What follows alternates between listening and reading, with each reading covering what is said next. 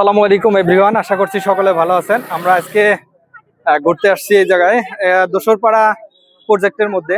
এটা হচ্ছে মুন্সিগঞ্জ দোসরপাড়া নদীর পাড়ে। এখানে দেখবেন এই প্রজেক্টটা যদি আপনারা শুক্রবার করে বিকেলে ঘুরতে আসেন, পুরুষের থেকে মহিলার সংখ্যাটা অধিকাংশই বেশি। মানে পুরুষ যদি 10টা থাকে, মহিলা এখানে থাকবে প্রায় 70 থেকে 80টা মহিলা থাকবে এখানে।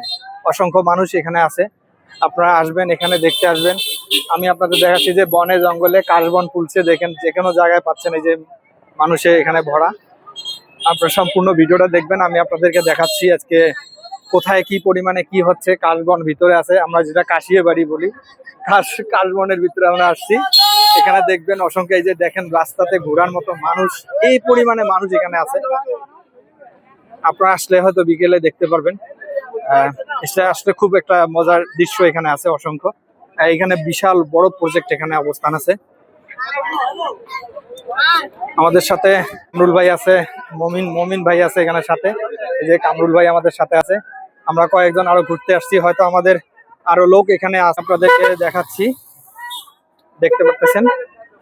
এখানে সব থেকে বেশি হলো ঢাকা শহরের বেশি বিশেষ ভাগ হচ্ছে মহিলা মানুষ, যেহেতু সবগুলো হাজবেন্ড স্বামী সবাই বিদেশে থাকে। এখানে এরা ঘোরার সময়টা বিকেলবেলা একটা এইরকম ভরপুর এলাকাতে ঘোরার জন্য সবাই আসে। আপনারা আসবেন, এখানে বিভিন্ন ধরনের মজার খাবার এবং অনেক দোকান পাওয়া যায় এখানে।